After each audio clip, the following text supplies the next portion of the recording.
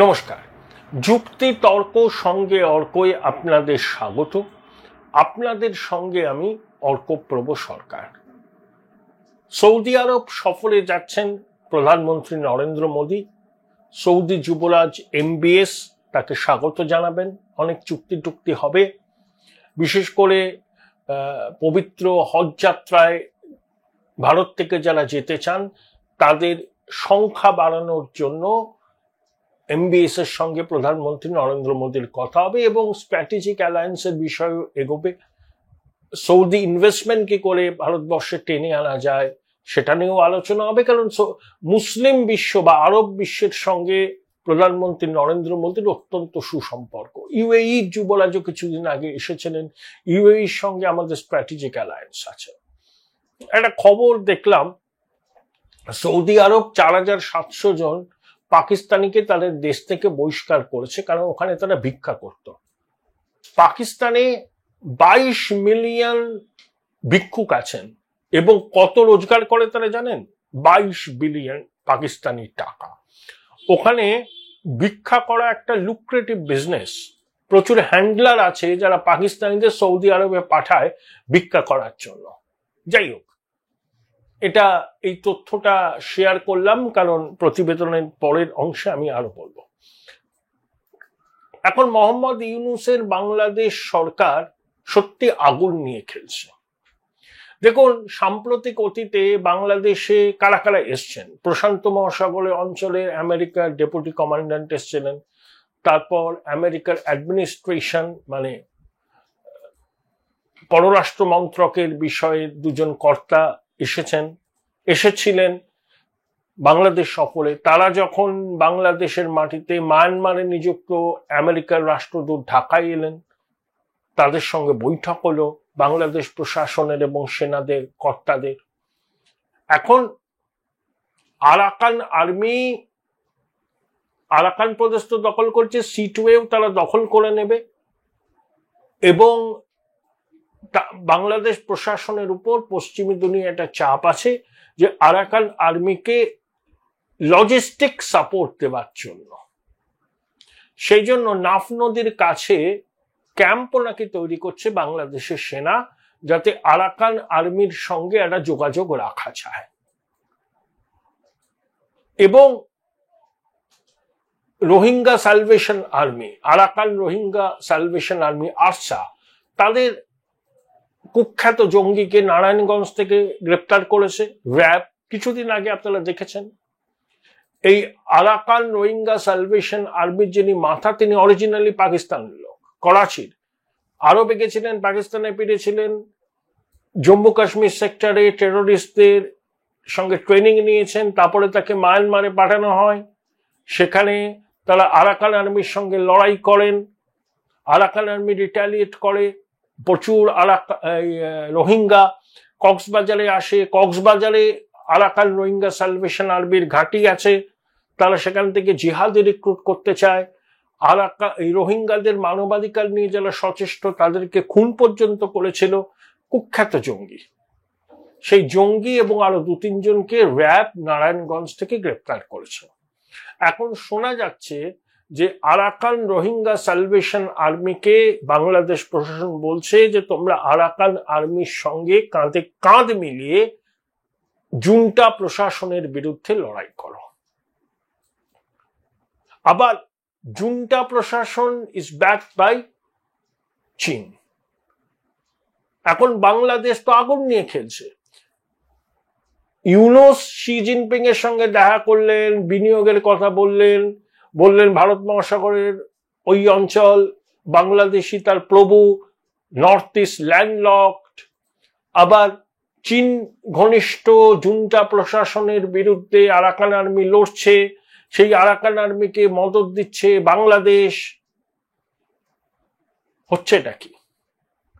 বাংলাদেশের মাটি এখন পৃথিবীর বড় বড় শক্তির প্লে গ্রাউন্ড হয়েছে। পশ্চিমী দুনিয়া আছে, ভারত আছে, কারণ ভারতের সঙ্গে আরাকান আর্মির খুব সম্পর্ক ভালো, কারণ আমাদের কালাদান প্রজেক্ট আছে না, একদম মিজোরাম হয়ে থাইল্যান্ড পর্যন্ত আমরা সব করতে পারবো, পণ্য টন্য সিটওয়েতে আছে। ভারতের বিনিয়োগ আছে এবং আরাকান আর্মির সঙ্গে ভারত সরকারের সম্পর্ক ভালো। আবার মায়ানমারে যখন ভূমিকম্প হলো, ভারত সবার আগে ত্রাণ নিয়ে সেখানে পৌঁছলো। আমরা আমাদের বিজনেস ইন্টারেস্ট দেখবো, এটাই হচ্ছে সব থেকে বড় কথা, এবং আমাদের নিরাপত্তা যাতে সুরক্ষিত থাকে, আমাদের বিনিয়োগ যাতে সুরক্ষিত থাকে, সেটাই আমাদের প্রধান বিবেচ্য। সেই জন্য আমরা মায়ানমারের ওই অঞ্চলে একটা স্টেবিলিটি চাই, সেটা আরাকান আর্মি দিতে সক্ষম বলে আমাদের মনে হচ্ছে। সেই জন্য আমরা আরাকান আর্মির সঙ্গে আমাদের সম্পর্ক মোটেই হোস্টাইল নয়। বাংলাদেশের ইউনূস প্রশাসনের সঙ্গে আরাকান আর্মির সম্পর্ক হোস্টাইল ছিল। তারা রোহিঙ্গাদের খেদিয়েছে, রোহিঙ্গারা বাংলাদেশে কক্সবাজার চট্টগ্রামে আশ্রয় শিবিরে আছেন। নাফ নদীতে পণ্য চলাচল আরাকান আর্মি বন্ধ করে দিয়েছিল, তারা বাংলাদেশ ভূখণ্ডেও চলে এসেছিল। তো বাংলাদেশের সেনাপ্রধান একটা সাক্ষাৎকারে বললেন যে ভারতের সৈন্যবাহিনীর সঙ্গে তাদের সুসম্পর্ক আছে এবং বাংলাদেশ মায়ানমার সীমান্তের সুরক্ষার জন্য ভারত বাংলাদেশ সম্পর্ক মজবুত হওয়া দরকার। আবার লালমনিরহাটে, সেটা দ্বিতীয় বিশ্বযুদ্ধের সময় পরিত্যক্ত এয়ারস্ট্রিপ ছিল, সেটাকে রিনোভেট করার জন্য চীন পাকিস্তানের দ্বারস্থ হয়েছে বাংলাদেশ। আবার লালমনিরহাটের খুব কাছেই হচ্ছে চিকেন নেক, আমাদেরও হাসিমারা এয়ারবেস আছে। অর্থাৎ জুন্টা প্রশাসনের বিরুদ্ধে আরাকান আর্মির অভিযানকে বাংলাদেশ ট্যাসিটলি সাপোর্ট করবে, লজিস্টিক্স দিয়ে সাপোর্ট করবে, সেফ প্যাসেজ দেবে নাফ নদী। চীন চটে যেতে পারে, তাই চীনকে তুষ্ট করার জন্য ওই লালমনিরহাটে পাকিস্তান চীন যৌথভাবে বিমানবন্দর নতুন করে গড়ে তুলবে। বাংলাদেশের সেনাপ্রধান ওয়াকারুজ্জামান চলে গেলেন রাশিয়ায়। আবার দেখলাম চট্টগ্রামে রুশ রণতরী রয়েছে।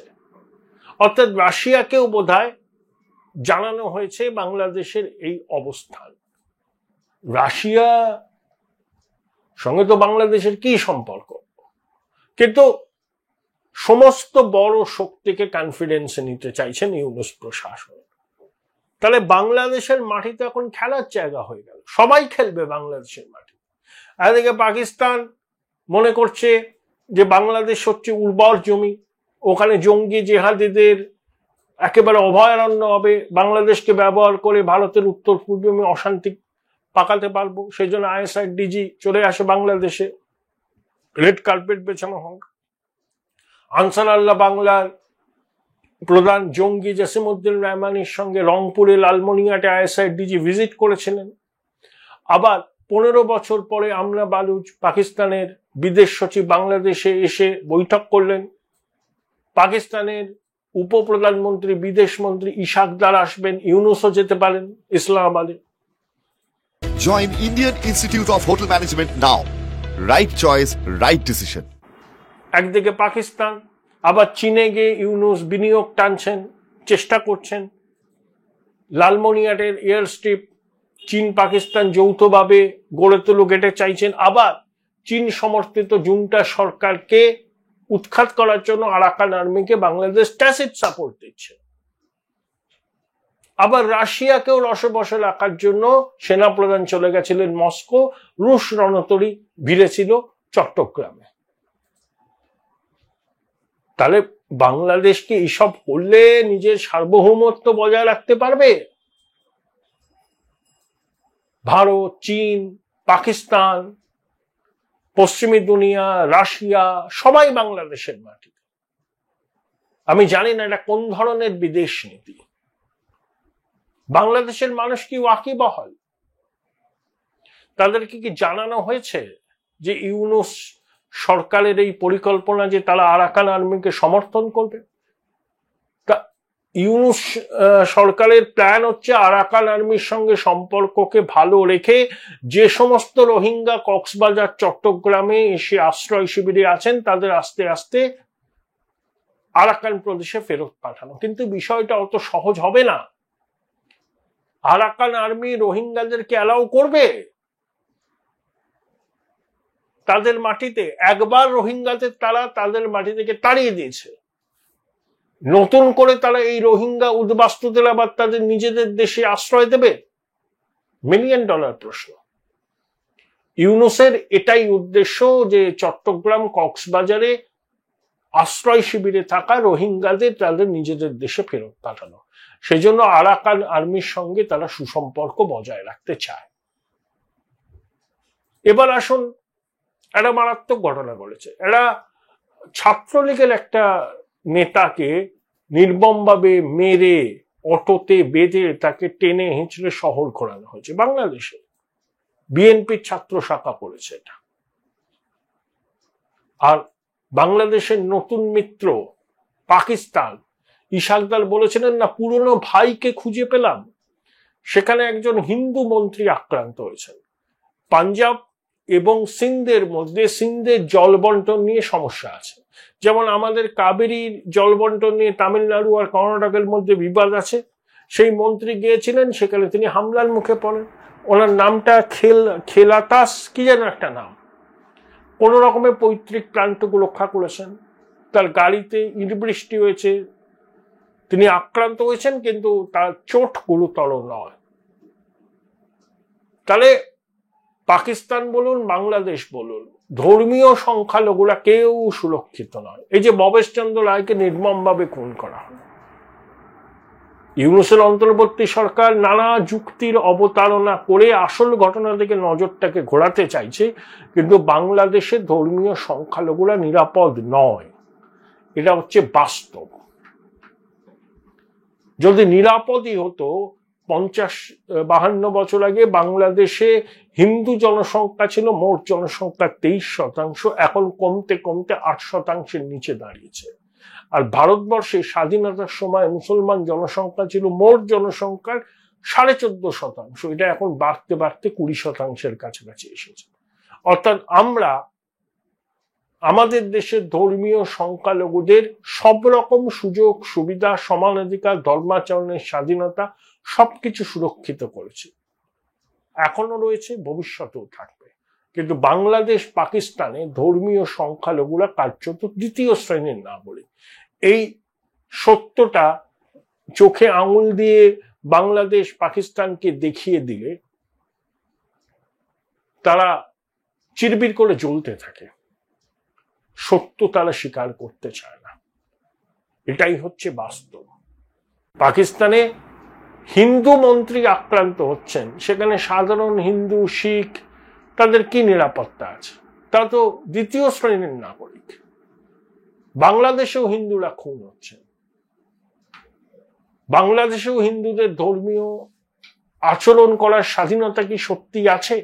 যতই অন্তর্বর্তী সরকার প্রতিশ্রুতি দিক না কেন, আসলে কিন্তু পরিস্থিতিটা বাংলাদেশের ধর্মীয় সংখ্যালঘুদের কাছে আদৌ অনুকূল নয়, সেটা আমরা সবাই জানি। কিন্তু ইউনূসের অন্তর্বর্তী সরকার এই প্রকৃত সত্যটা নির্লজ্জভাবে অস্বীকার করে আসছেন। তারা বাংলাদেশের মাটিকে এখন বৃহৎ শক্তিদের খেলার মাঠে পরিণত করেছেন। বাংলাদেশের সাধারণ মানুষ কি জানেন ইউনূস সরকারের এই কৌশলের কথা?